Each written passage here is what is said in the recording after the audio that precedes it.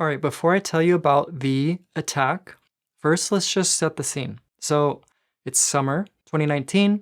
I'm 29 years old at the time. I had just come out as trans a year earlier, and now I'm moving from Salt Lake City, Utah to Eugene, Oregon. I'm doing this in order to start my transition.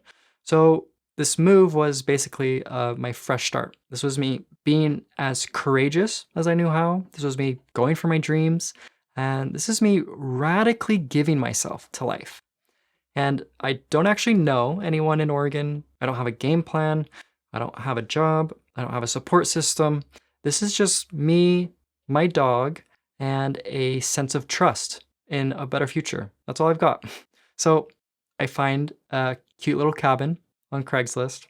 I pack up my car and I move as sight unseen to Eugene.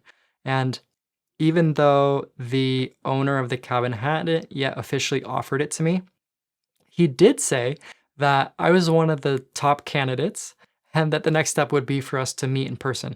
And since I'm a pretty optimistic person, I heard that. And what I interpreted was, oh, it's just going to work out in my favor because, like, who wouldn't want to rent to me, right? He's going to feel me and see me and hear my story. And he's going to be like, yeah, I totally support you. Move on in.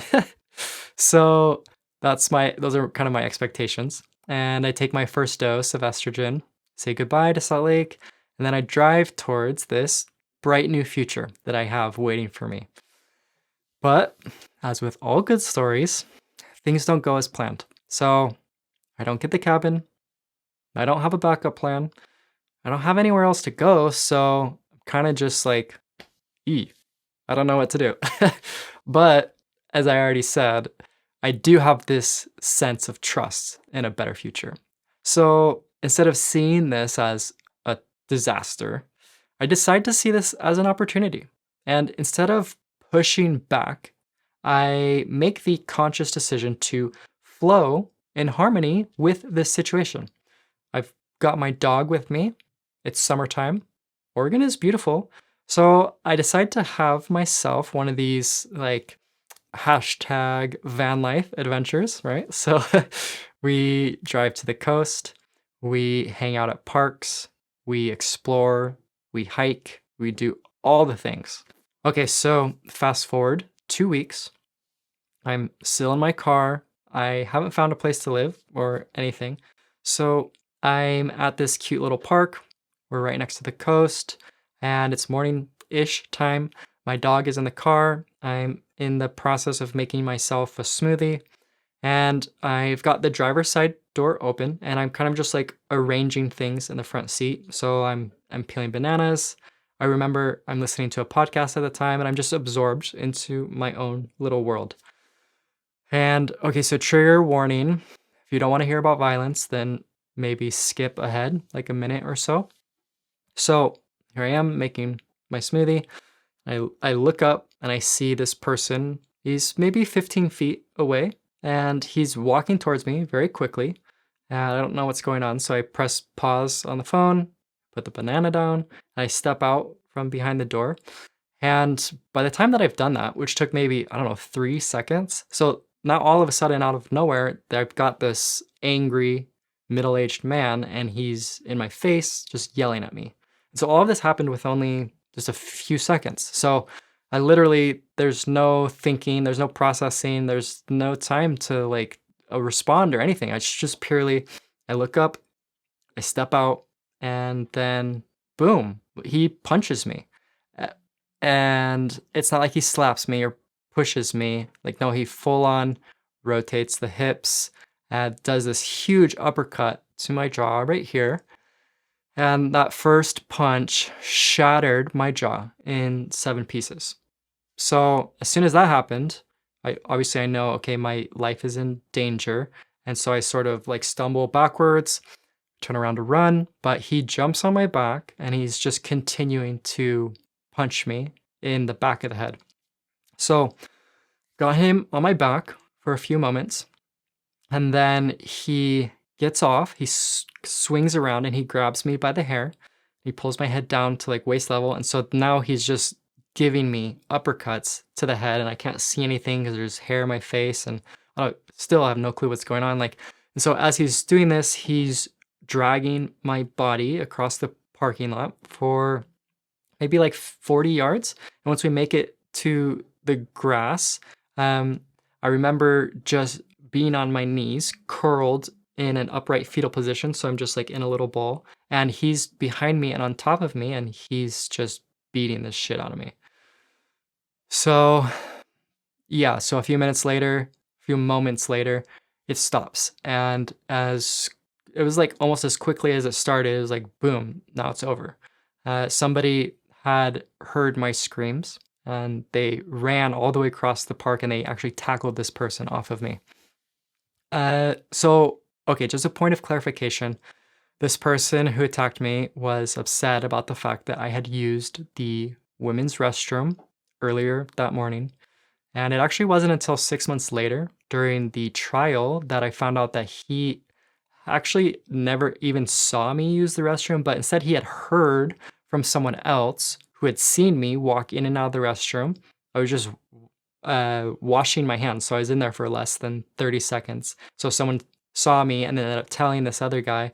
And then, so for whatever reason, this person, his response to hearing that was he started stalking me for a couple hours. And then he came all the way across the park and he confronted me when I wasn't paying attention. And so then the result of that trial was he got convicted of 2 felonies and sentenced to 6 years in prison. Okay, so I think it's a good time to pause the story right there. And we'll come back to it, but first, let's talk a little bit more about this topic, this larger topic of anti-trans violence. So it's not a secret that this is a real thing. Myself and so many others are testaments to the fact that being transgender has some dangers to it. And so I guess I wanted to pose a question to you. And that question is like, well, what do we do with this information? It's like, okay, now what? You, me, normal people are just trying to live our lives. How do we respond to the fact that being transgender is dangerous? But first, just as a quick disclaimer, I'm young, I'm white, I live in the United States, I'm able-bodied, I consider myself quite capable as a human being, so just keep in mind that what I have to share, what's right for me, might not be what's right for you. So if you were to ask me, Lauren, would you do this again? Like, would you go forward with a transition knowing that you're going to be faced with this level of violence? And my answer to that is yes, absolutely yes. I would do this all over again for the reason that being myself is the single greatest joy in my life. And if I have to experience extreme pain, impossible challenge, hardcore adversity in order to get here, to be this, then that's a path that I'm willing to walk any day of the week. It may not be ideal, but I am willing to walk it. And if you were to ask me, Lauren, are you afraid of what might happen to you in the future? I would say, no, I'm not. I am aware, I'm prepared, I'm vigilant, and I do everything in my power to stay safe, but I don't feel like I'm afraid. At least not in the sense that fear is dictating to me how I get to live my life. And the reason for that is simply because fear doesn't feel good. In the same way that outrage and hate and blame just don't feel good to me.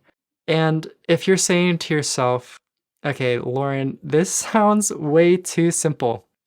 Well, you're absolutely right. This is way too simple. And I think that that's exactly why so many people dismiss why these kinds of perspectives can be so powerful. So I guess another way that you could think about it is like this. So danger exists, hate, violence, oppression, all of this exists. All of this is inherent to life, and which means that it's outside of your control.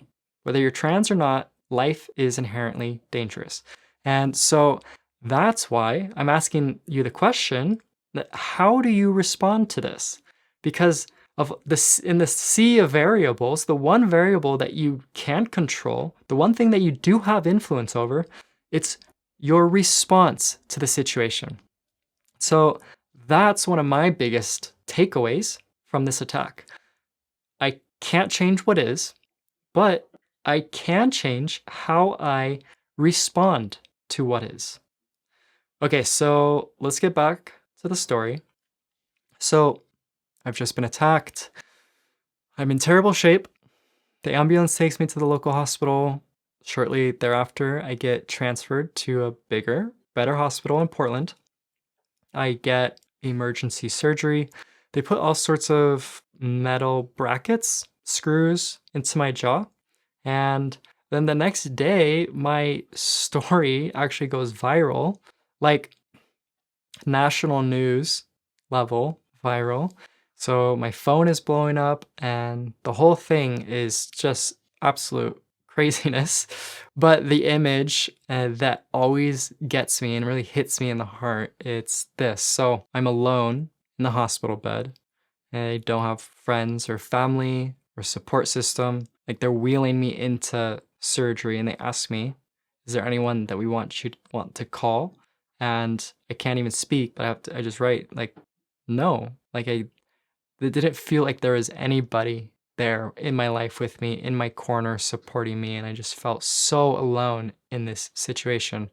So I'm simultaneously going through divorce, I'm going through bankruptcy, going through homelessness, and now I'm dealing with this life-threatening injury. And all of this is only 2 weeks into my transition. And it's like all of this happened, this entire like falling apart process happened specifically because of my decision to be myself.